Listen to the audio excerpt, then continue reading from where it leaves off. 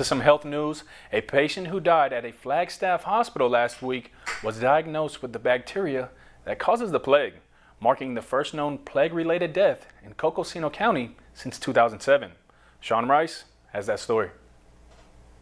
You might see pneumonic plague 0 times or at the most 1 time in your career, even if you work up in Coconino County. A once-in-a-lifetime diagnosis for one Arizona resident. Health officials say this person died at the Flagstaff Medical Center Thursday on the same day they sought care. If I were to speculate that this individual had some sort of exposure to an infected animal that already had it in its lungs, and then it was transmitted from an infected animal. Dave Wagner studies these kinds of infections at Northern Arizona University. He says the plague is often linked to rodents like prairie dogs, whose colonies can have case after case of the plague.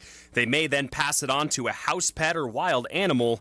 That animal is then usually the link to an infection in humans. You can see the train of transmission being from the prairie dog to the flea to the dog or cat into the house. The flea bites the human gets bubonic plague. That kind of plague, bubonic, is noticeable on the skin, causing significant swelling, often black in color. This hits the ground running, and it's really, really quick, really, really severe. It's extremely hard to diagnose. And though prairie dogs have been dying in recent months in the Flagstaff area, health officials do not believe this human case is related. Frank Lavecchio, medical director at Arizona State University, says pneumonic plague can often be harder to treat. It even may mask itself as a regular pneumonia case when someone enters a hospital seeking care. The unfortunate thing is, though, if it does make it to your lungs, it's pretty hard to treat. When you have pneumonic plague, the chances of you dying from it are relatively high, unfortunately. The plague death in Flagstaff is likely not a major cause for concern. That sentiment echoed